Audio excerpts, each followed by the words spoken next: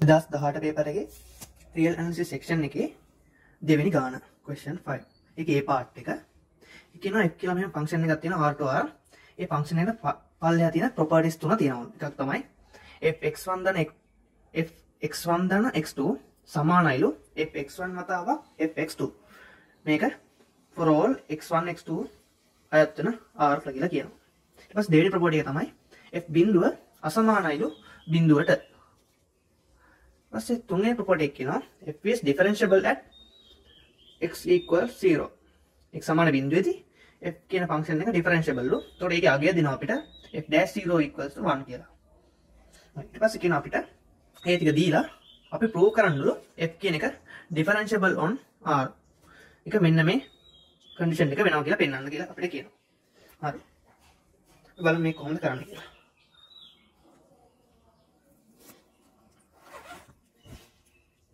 ඒ part එක හරි. එක තියෙනවා මුල් properties තුන මොකද්ද? පළවෙනි property එක තියෙනවා f x1 ධන x2 සමානයි f x1 වතාවක් f x2 මේ for all x1, x2 අවයවයක් r වල. ඊපස් දෙවෙනි property එක මෙයාලා කියනවා f0 අසමානයිලු බිඳුවට. තුන්වෙනි property එක කියනවා f is differentiable at x equals 0 and එයාලා කියනවා f dash 0 කියන එක එකයි කියලා කියනවා. හරි. බලමු කොහොමද මේ f කියන එක differentiable on r කියලා පෙන්වන්නේ කියලා. අපි ගමු මේ ෆන්ක්ෂන් එක fx1 fx2 equals to x fx1 වතාවක් fx2.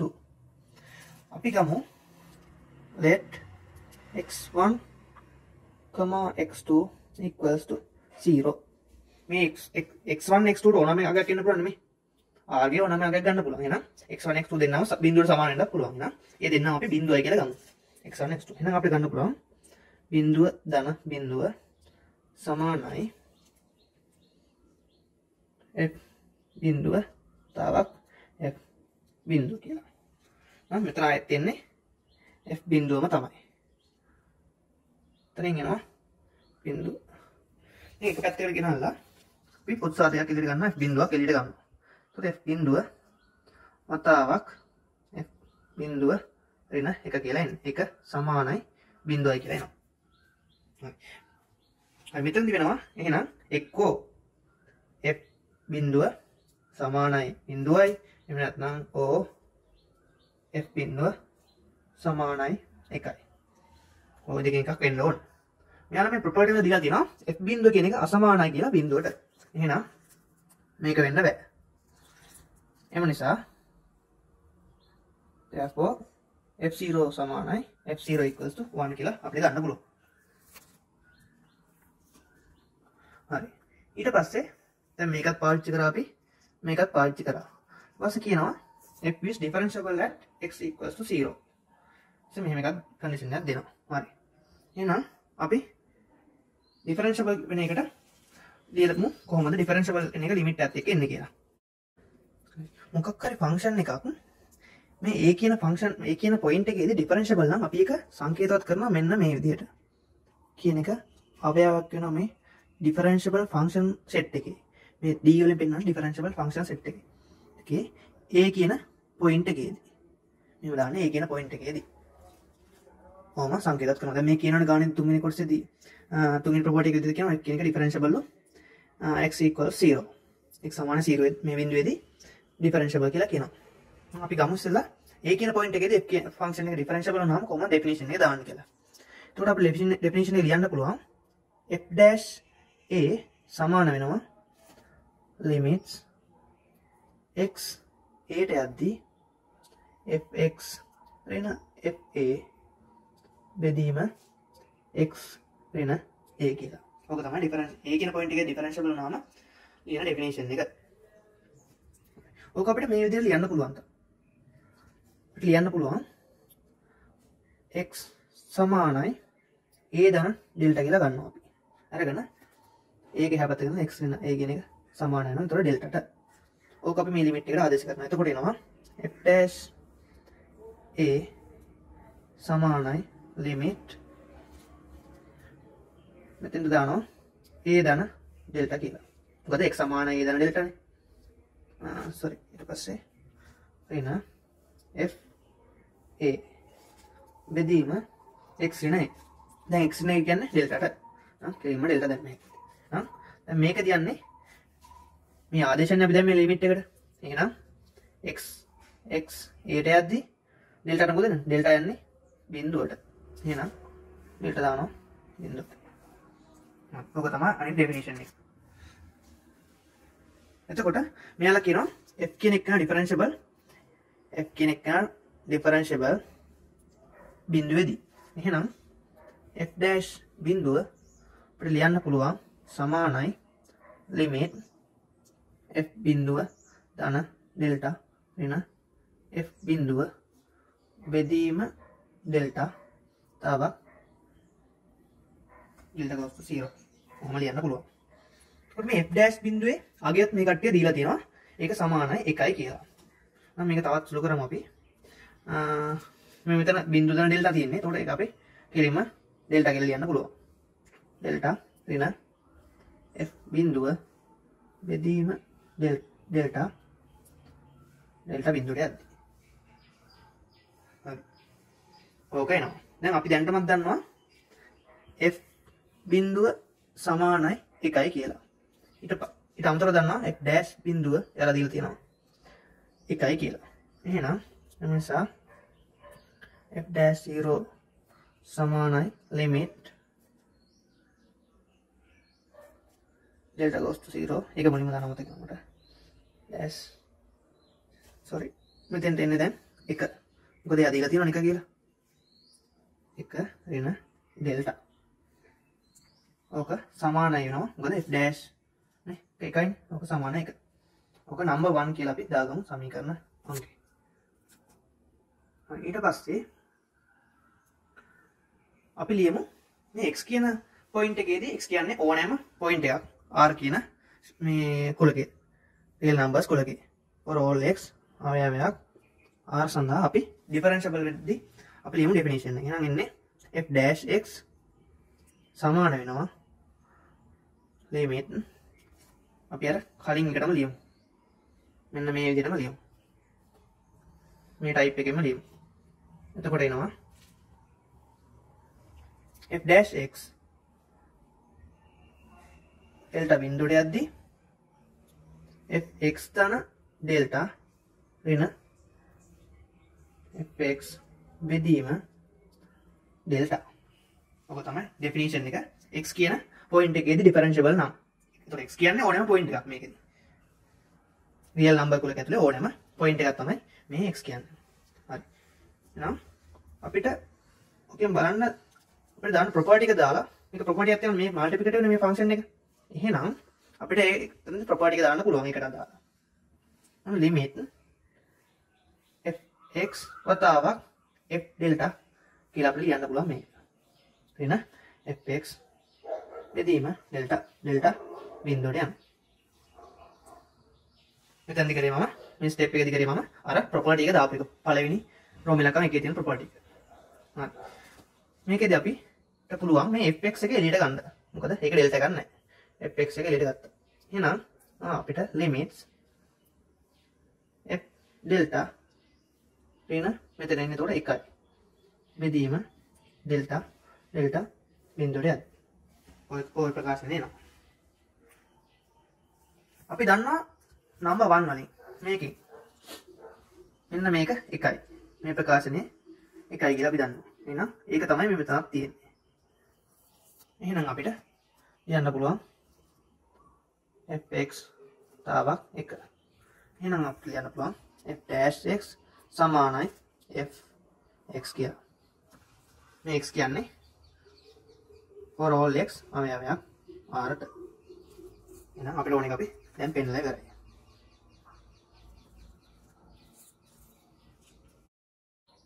B part එක කියනවා state and prove the mean value theorem. හරි. බලමු කරන හැටි. මේක සාමාන්‍යයෙන් ඔයාලට කටපාඩමෙන්ම තියෙන්න ඕන එකක්. B part එක state and prove කියලාද නේ. කියන්නේ ඉස්සෙල්ලා අපි මොකද්ද මේ mean වල තියෙන කියන්නේ කියලා අපි කියලා ඉන්නේ. එතකොට මම කෙටියෙන් ලියන්නම්. f කියන ෆන්ක්ෂන් එක continuous ෆන්ක්ෂන් එකක් නම් මෙන්න මේ close interval එකේ a, b මේ මෙහෙම තමයි ලියන්නේ continuous function එකක් කියලා. මේ තියෙන c කියලා මේ c කියලා මේ continuous function set එකට තමයි මම දාන්නේ සංකේතය දාන්නේ.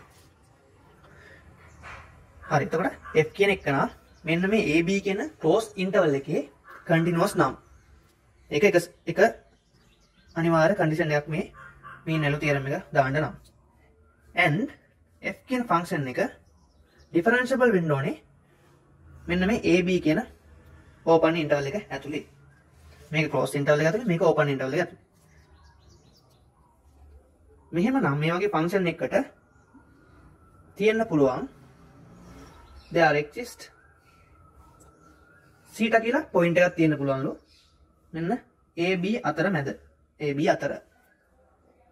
ඒ θ point එක තියෙන්නේ මෙන්න මේ විදිහට. such that f dash θ සමානයි fb ඍණ fa බෙදීම b ඍණ a කියලා ලියන්න පුළුවන් කියලා කියනවා. ඕක තමයි mean value theorem එක. mean value theorem එක MVT. බලමු මේක proof එක.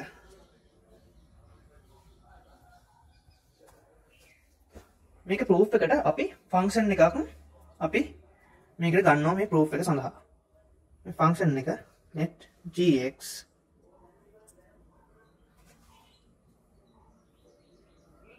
fp ඍණ fa x ඍණ a fx ඍණ x ඍණ a මෙන්න මෙහෙම f ඇසුරෙන් f කියන function එක ඇසුරෙන් gx කියලා function එකක් අපි ගන්නවා මේක ඔප්පු කරන්න.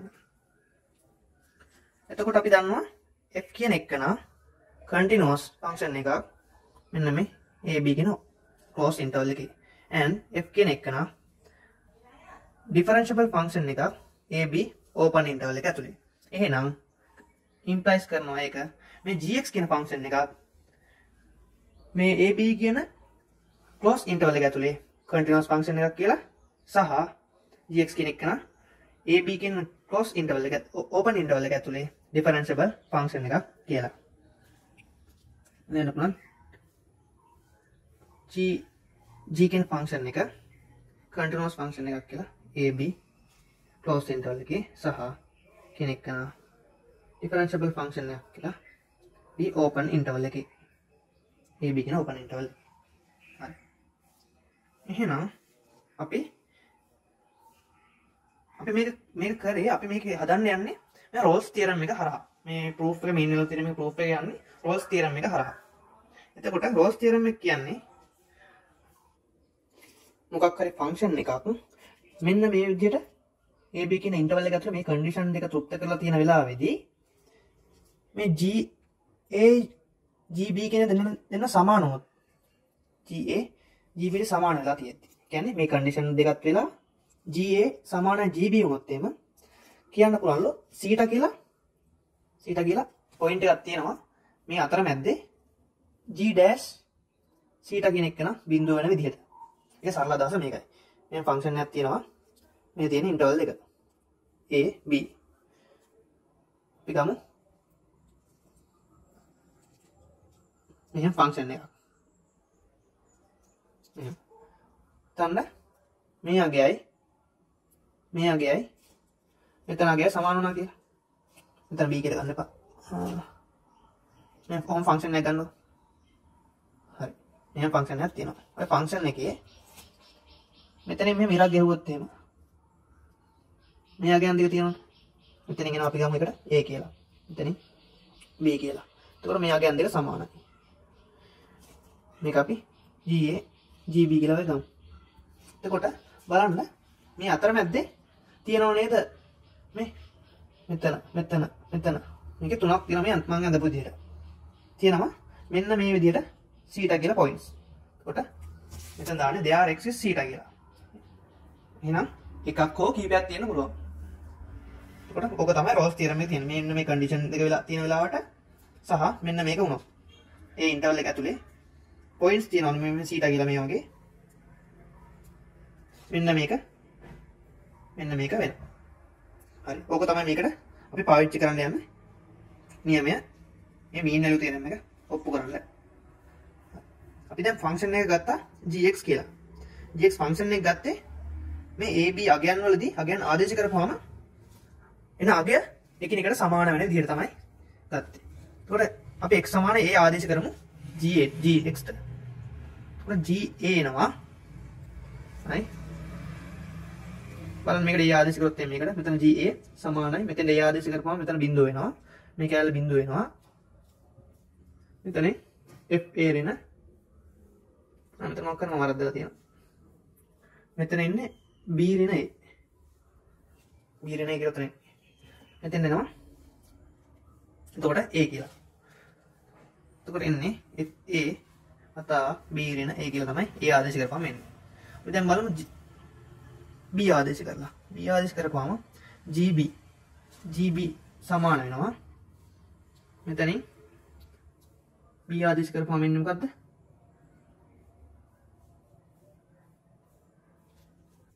මෙතන b ඍණ a කැලක් එනවා. එතකොට a b ඍණ a මේකෙන් ගුණ වුණාම එන්නේ fb වතාවක් b ඍණ a.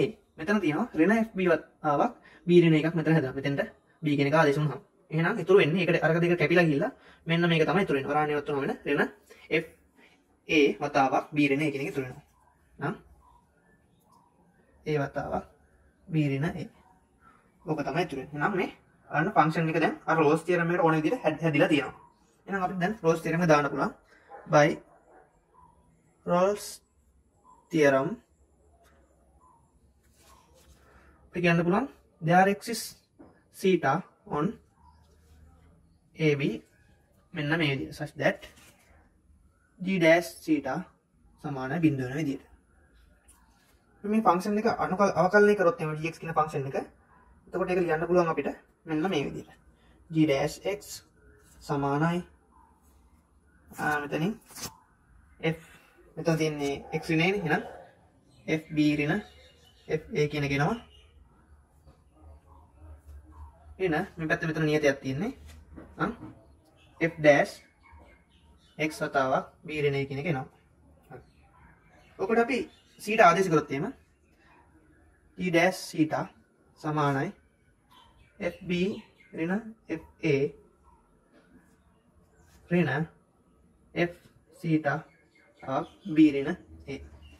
මේක දන්නවා අපි දැන් බිඳුවයි කියන්නේ. එහෙනම් බිඳුව සමානයි fb ඍණ fa ඍණ f dash theta b ඍණ a. ඔකෙන් අපිට f dash theta උත්තර කරලා ලියන්න පුළුවන්. dash theta සමානයි fb ඍණ fa. ඔක බෙදීම b ඍණ a. මේ ඇවිල්ලා තියෙන්නේ අපිට ඕන මීන් වැලියු තියරම් එක.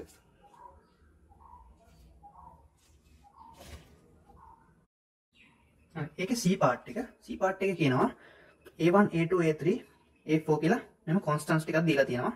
මෙන්න මේ ප්‍රොපර්ටි එක වෙන. ඒ ප්‍රොපර්ටි එක දෙන කොන්ස්ටන්ට් ටිකක් තියෙනවලු A1 A2 A3 A4 කියලා. ඊට පස්සේ අපිට කියනවා ප්‍රූව් කරන්නලු x0 කියලා කෙනෙක් ඉන්නවා කියලා බිඳුවක් තුනක් අතර ඒ x0 මෙන්න මෙහෙම ප්‍රොපර්ටි එකක් දෙන විදියට. හරි.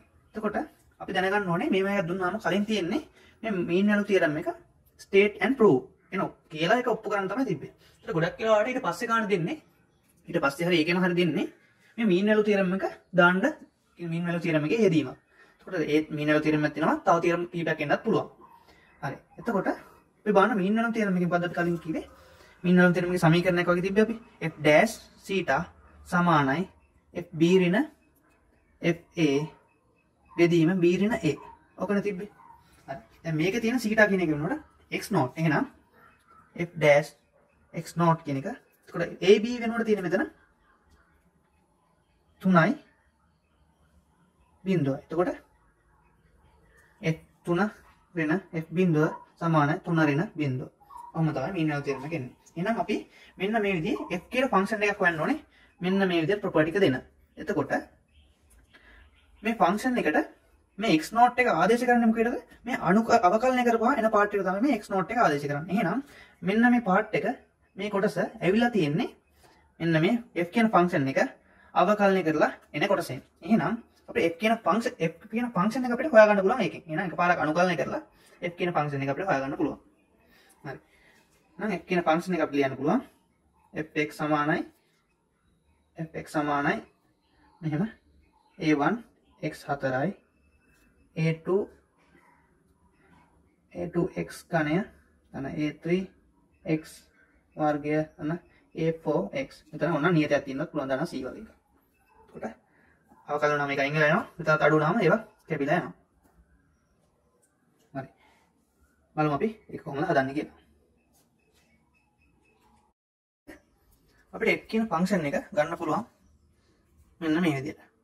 net fx සමානයි a1 x4 තන a2 x ඝනය තන a3 x2 න a4 x. ඕක එකපාරක් අවකලනය කරලා පස්සේ මේක තමයි අර කලින් x නෝට ආදේශ වෙලා තිබ්බේ. හරි. එහෙනම් අපි දැන් දැනගන්න ඕනේ මේ ෆන්ක්ෂන් එකේ මීන් වැලියු තියරම් එක දාලා තමයි මේක ගන්න හදන්න තියෙන්නේ. එහෙනම් මීන් වැලියු තියරම් එක දාන්න කන්ඩිෂන් තව දෙකක් මේක තෘප්ත කරන්න ඕනේ. එකක් තමයි මේ ෆන්ක්ෂන් එක කන්ටිනියස් වෙන්න ඕනේ. එයාලා දීලා තියෙන බිංදුව 3 අතරනේ. එහෙනම් බිංදුව 3 අතර මෙයා කන්ටිනියස් වෙන්න ඕනේ. ඒ වගේම බිංදුව 3 අතර ඩිෆරෙන්ෂියබල් වෙන්න ඕනේ. දැන් මේ වගේ ෆන්ක්ෂන් එක අපිට වැලියු බලන්න කියන්න පුළුවන්. මෙයා කන්ටිනියස් බිංදුව 3 අතර ඩිෆරෙන්ෂියබල් බිංදුව 3 අතර. එහෙනම් අපි ඒක කෙලින්ම ලියන්න පුළුවන් අපිට. අවයවයක් කන්ටිනියස් ෆන්ක්ෂන් සෙට් එක බිංදුව 3 අතර සහ and කියන එක ඩිෆරෙන්ෂියබල් සෙට් එකේ අවයවයක් මෙන්න මේ බිංදුව 3 අතර.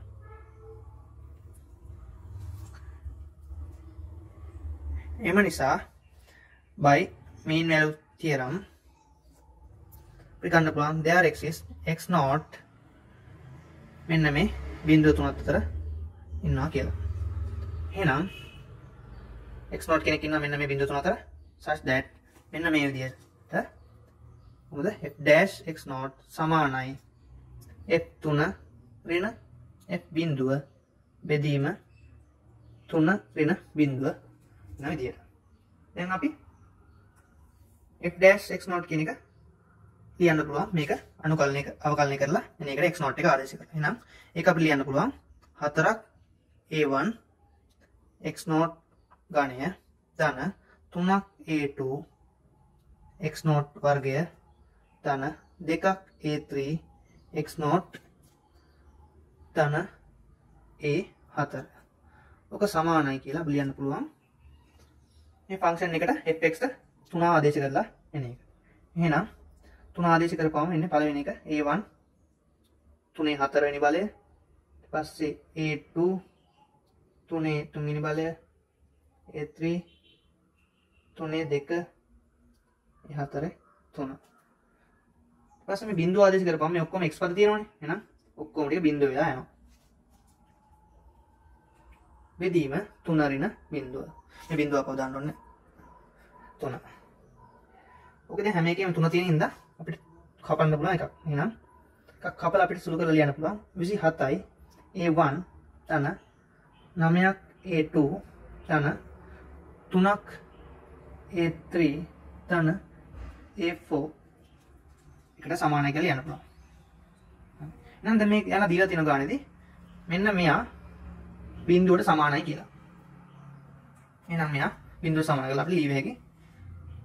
මෙන්න මේ සෙට් එක කියන්නේ 4ක් a1 x naught ඝනය ධන 3ක් a2 x naught වර්ගය ධන 2ක් a3 x naught ධන a4 සමානයි බිංදුව කියලා යන්න පුළුවන්. මේක තමයි යාලා අපිට පෙන්වන්න කියන්නේ.